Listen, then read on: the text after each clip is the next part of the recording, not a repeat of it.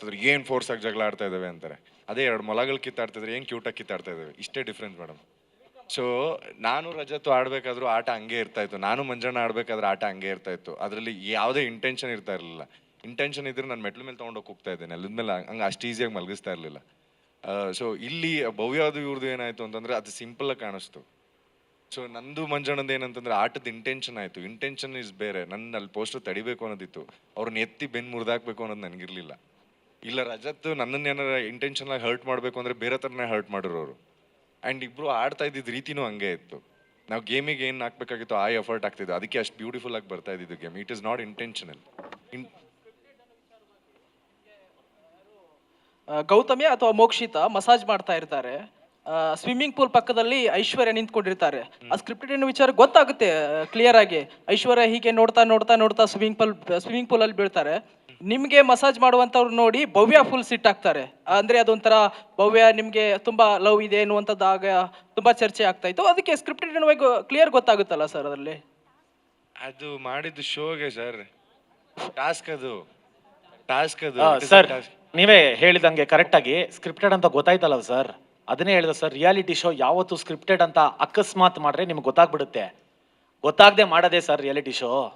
ಇವಾಗ ಹೌದು ಭವ್ಯ ಬೆನ್ನುಸ್ತಾ ಇದ್ಲು, ಬಂದು ಇವನು ಬಂದು ಸ್ವಿಮ್ಮಿಂಗ್ ಪೂಲ್, ನಿಮಗೆ ಗೊತ್ತಾಯ್ತಲ್ಲ ಸ್ಕ್ರಿಪ್ಟೆಡ್ ಅದು ಅಂತ. ಹೌದು ಅದು ಸ್ಕ್ರಿಪ್ಟೆಡೇ. ನಾವು ಸರ್ರು ನಮಗೆ ಅದೇನು ಕೊಟ್ಟಿದ್ರು ಆ ಟಾಸ್ಕ್ನ ನಾವು ಮಾಡಿದ್ವಿ, ಹೌದು ಅದು ಸ್ಕ್ರಿಪ್ಟೆಡೇ.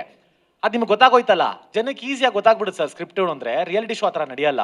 ಹನುಮಂತು ಇಲ್ಲಿ ವಿನ್ನರ್ ಆಗಿರಿ, ಎಲ್ಲಿ ಕಂಟಿನ್ಯೂ ಆಗಿಲ್ಲ. ಅವರು ನನ್ನ ಅಳಿಯ ಮಗಳನ್ನ ಕ್ಯಾಚ್ ಹಾಕೊಂಡಿದ್ದೇನೆ, ಫಸ್ಟ್ ಮಗಳದ್ದು ಹೇಳಿದ್ದು ಅವರು. ದಿವ್ಯಂದು ಹೇಳಿದ್ದು, ಇವ್ರ ಬಗ್ಗೆ ಹೇಳಿದ್ದು, ನನ್ನ ಬಗ್ಗೆ ಅಲ್ಲ. ಅದೇನು ಹೇಳಿದ್ದು ನಿಮಗೆ ಚಾಪ್ ಮಾಡಿ ತೋರಿಸಿದ್ದಾರೆ.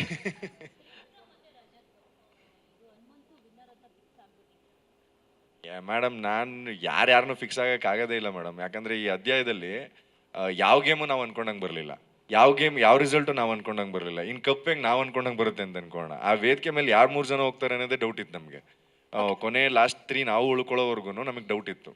ತ್ರಿವಿಕ್ರಮ್, ಒಂದು ಕ್ವೆಶನ್ ನಿಮಗೆ. ಸೊ ನೀವು ಹೇಳಿದ್ರಿ ನನಗೆ ಎಲ್ಲನೂ ಕೂಡ ಸಣ್ಣ ಸಣ್ಣ ಅಂತರದಲ್ಲೇ ಮಿಸ್ ಆಗಿದೆ ಅಂತ.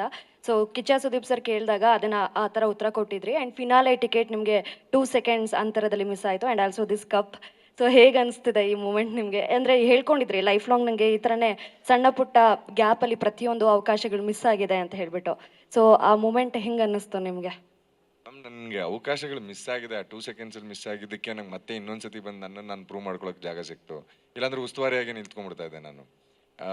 ಇಲ್ಲ ಅಂತಂದರೆ ನನಗೆ ಇಲ್ಲಿ ನನಗೆ ಕಪ್ ಮಿಸ್ ಆಗಿದ್ದಕ್ಕೆ ಇನ್ನೊಂದೇನೋ ದೊಡ್ಡದಿದೆ ಅಂತ ನಾನು ಹೊಡೆದಾಡೋಕ್ಕೆ ನಂಗೆ ಒಂದು ಆಪರ್ಚುನಿಟಿ ಸಿಕ್ತು. ಈ ಕಪ್ ಸಿಕ್ಬಿಡಿದ್ರೆ ನಾನು ಇಲ್ಲೇ ನಿಂತ್ಕೊಂಡ್ಬಿಡ್ತಾ ಇದ್ದೇನೋ ಮೇ ಬಿ, ಇದು ನನ್ನ ಸಕ್ಸಸ್ ಅಂತ.